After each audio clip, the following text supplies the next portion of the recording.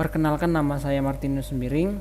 Pada tugas kali ini saya akan menjelaskan processing dalam mengeprint atau 3D printing untuk sesuatu benda.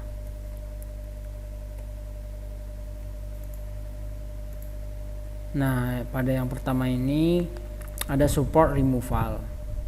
Dari beberapa proses pencetakan 3D pasti akan memerlukan dukungan, karena kita tidak dapat mencetak suatu benda tanpa dukungan ataupun tiang-tiang yang tidak termasuk pada apa yang akan kita cetak. Nah, tips-tips untuk menghapus atau support removal 3D printing ini yaitu pertama-tama dikerjakan secara perlahan dan hati-hati saat menghapus struktur pendukung atau memotong struktur pendukung ini, karena pada pembuatan 3D printing ini gak mungkin kan suatu benda dapat melayang gitu. Harus butuh pendukung seperti tiang penahan ini, tiang untuk menahan gitu, atau yang sering disebut pendukung. Dan bagian standar resin yang tipis dan terperinci jauh lebih rapuh daripada bagian ABS-nya yang tebal dan padat. Jadi kehati-hatian dan presisi itu adalah salah satu kunci utamanya. Untuk memotong ini bisa pakai tangan, bisa juga menggunakan alat sehingga tampak rapi dan tidak ada alat pendukung lainnya. Nah, setelah itu semua dipotong atau sudah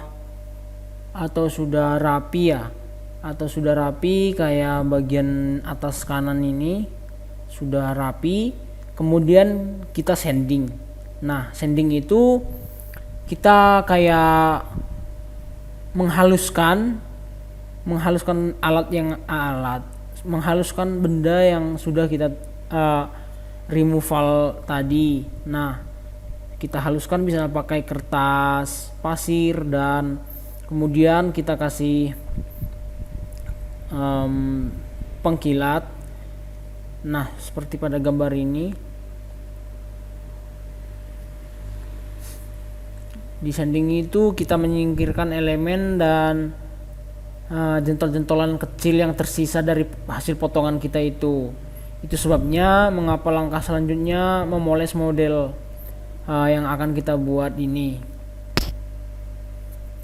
Biasanya untuk sanding ini digunakan amplas grit, tingginya di antara 220 dan 1000 dan 12.000.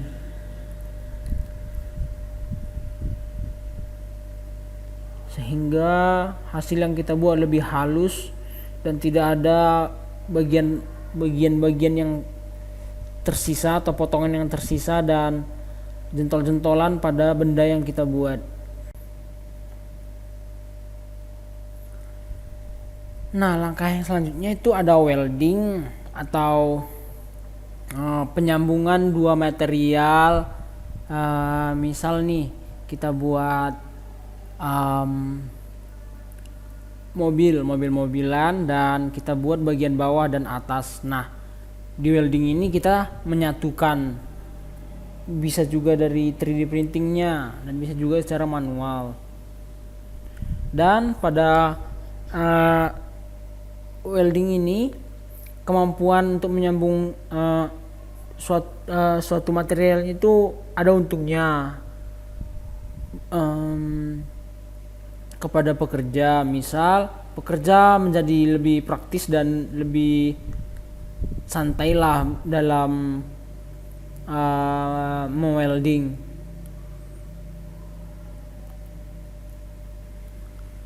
Dan step selanjutnya ada gluing. Gluing ini dimana kita menempelkan atau menyatukan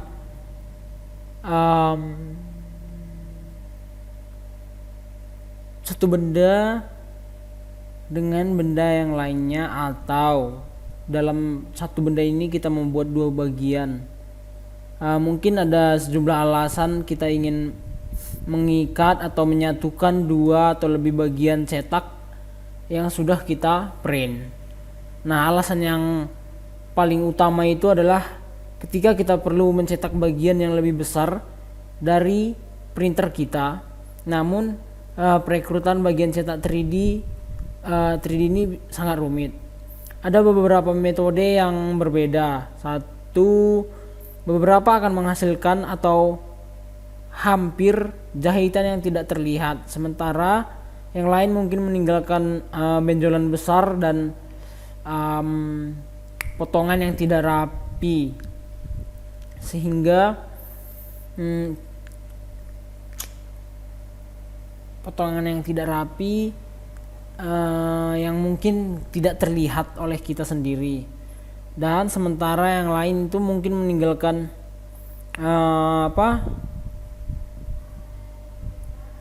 bekas patahan ya, sama potongan.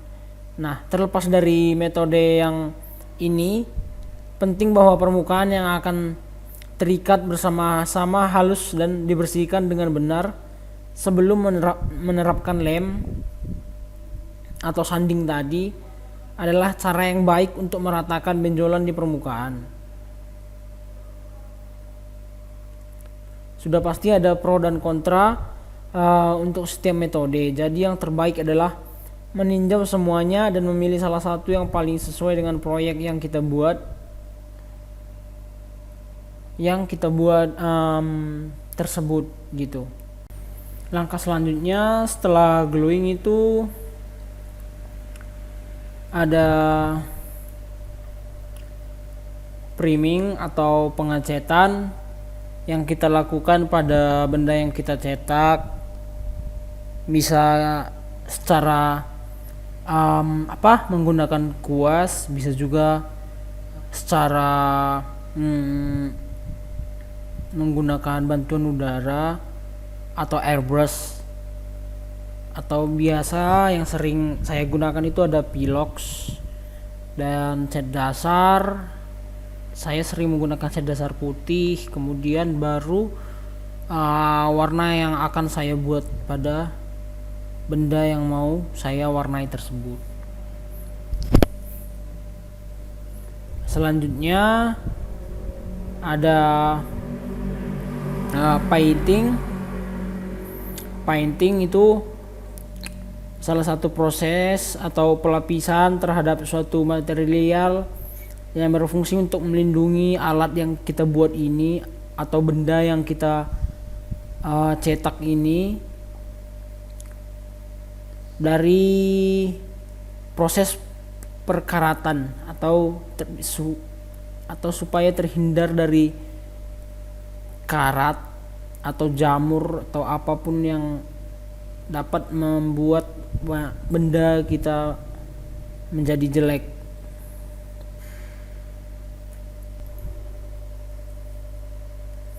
Kemudian langkah selanjutnya itu ada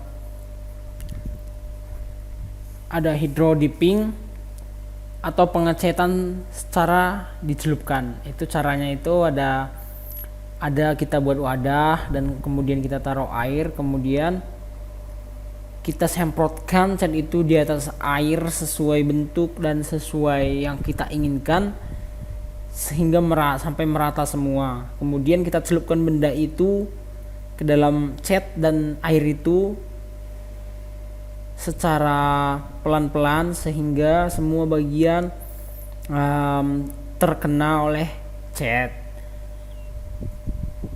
Kemudian langkah selanjutnya ada epoxy coating atau penghalus menggunakan crush. Sama seperti kalau di kayu itu kita menggunakan vernis. Nah, di sini dimana pada gambar sebelah kiri benda tersebut masih biasa saja, dan setelah dikasih cairan menjadi mengkilat.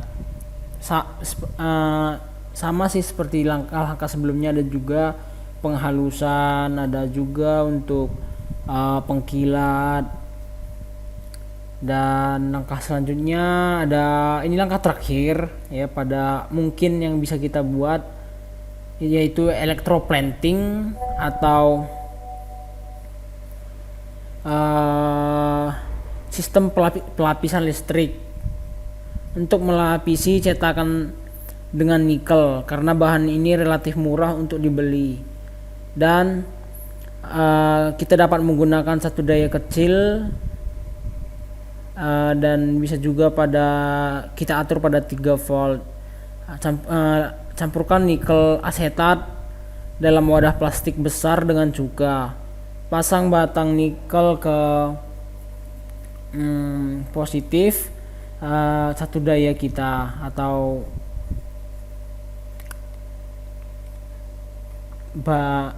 alat elektro kita.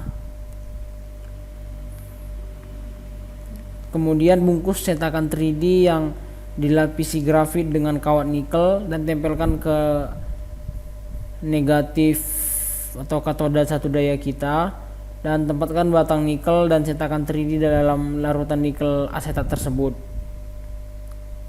seperti pada gambar yang saya cantumkan ini.